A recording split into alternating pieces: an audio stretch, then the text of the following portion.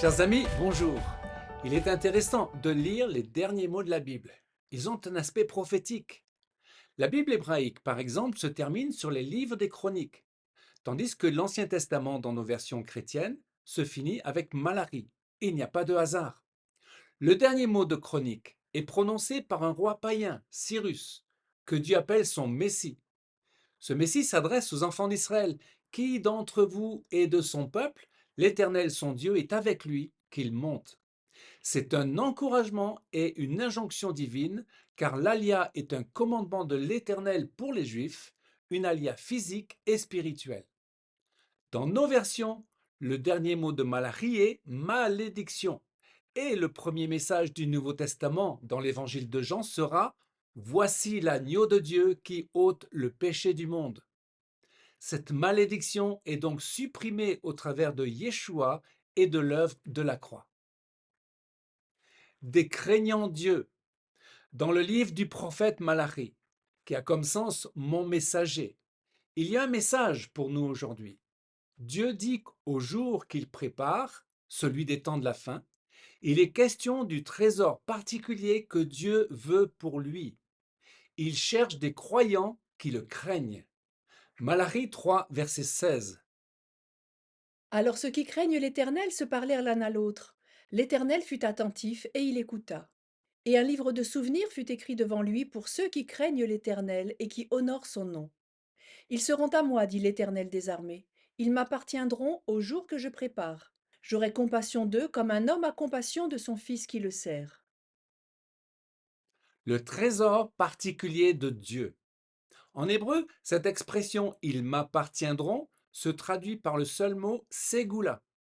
Ce terme désigne premièrement Israël, qui est le peuple kadosh, saint par excellence. Il est Am Ségoula, un peuple qui appartient à Dieu, son trésor personnel. Deutéronome 7, 6. Car tu es un peuple consacré à l'Éternel. Ton Dieu t'a choisi parmi tous les peuples sur la face de la terre, afin que tu sois son seul trésor. Notons que dans la Nouvelle Alliance, les croyants rachetés par le sang de Jésus sont également un peuple Ségoula. 1 Pierre 2,9. Vous, au contraire, vous êtes une race élue, un sacerdoce royal, une nation sainte, un peuple acquis, afin que vous annonciez les vertus de celui qui vous a appelé des ténèbres à son admirable lumière. Un peuple racheté. Malachie révèle un problème en Israël. Le peuple ne donne pas la dîme aux Lévites qui leur permet d'assurer le service du temple. C'est une faute grave. Malachie 3,8. Car vous me volez et vous dites, en quoi t'avons-nous volé? Dans les dîmes et les offrandes. Vous êtes frappés par la malédiction et vous me trompez, la nation tout entière. Apportez à la maison du trésor toutes les dîmes, afin qu'il y ait de la nourriture dans ma maison. Dieu est en colère contre Israël pour la transgression de ses commandements. Le service du temple ne peut pas fonctionner à cause du non-respect des lois. Cela amène une malédiction sur le pays tout entier. Le principe des dîmes et des offrandes est un principe biblique. Si nous sommes comme Israël, Am Ségoula, trésor de l'Éternel, nous devons donc obéir au même principe. La Bible nous montre que le croyant qui n'obéit pas à ce principe non seulement ne remplit pas ses devoirs envers Dieu, mais il se place sous une malédiction.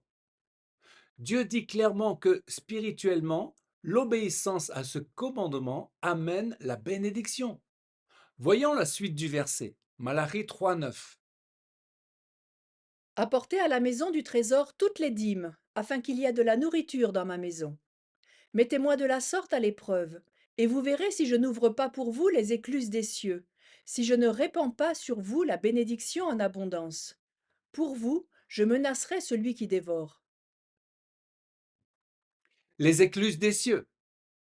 Tout comme Malachie a averti le peuple, Dieu nous avertit également de ne pas tomber dans la désobéissance.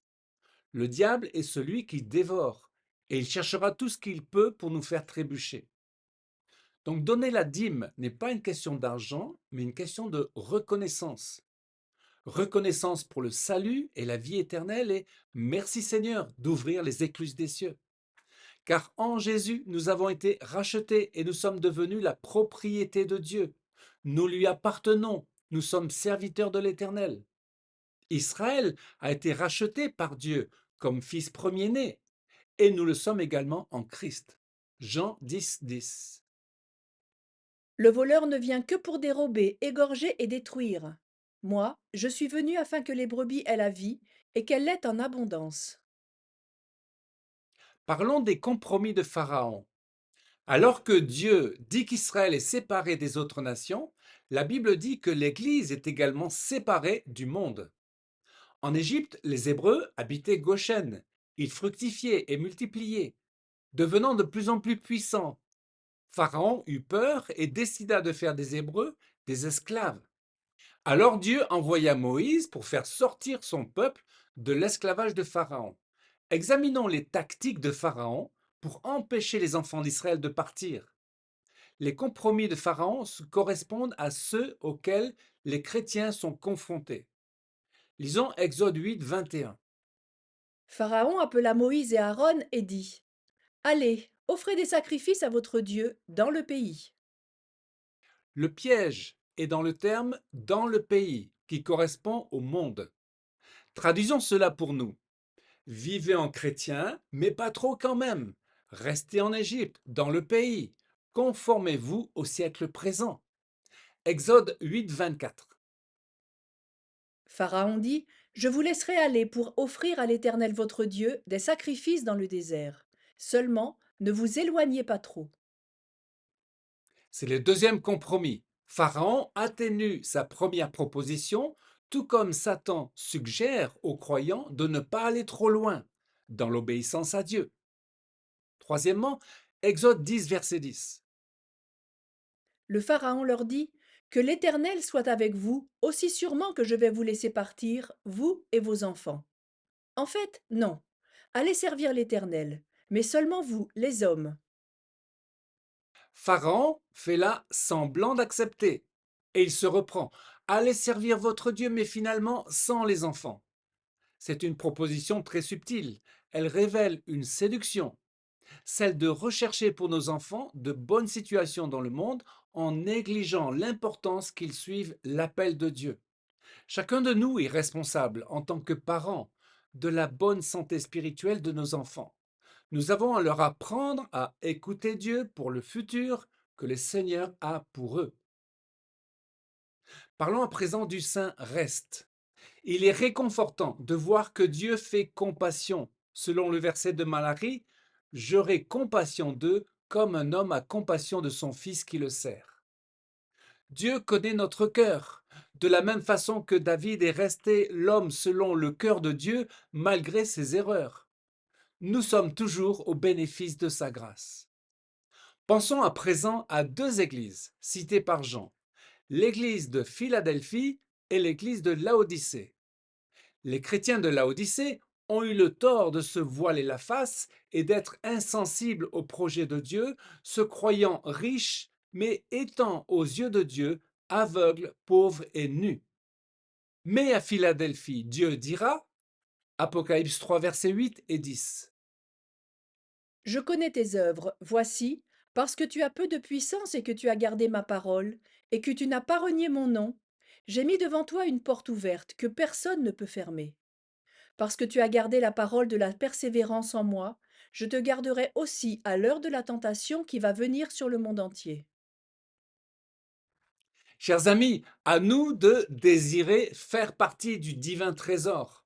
Rentrons dans l'obéissance, dans la crainte de l'Éternel et soyons des Philadelphiens. Amen. Chers amis, à une prochaine fois pour une nouvelle vidéo en direct de Jérusalem.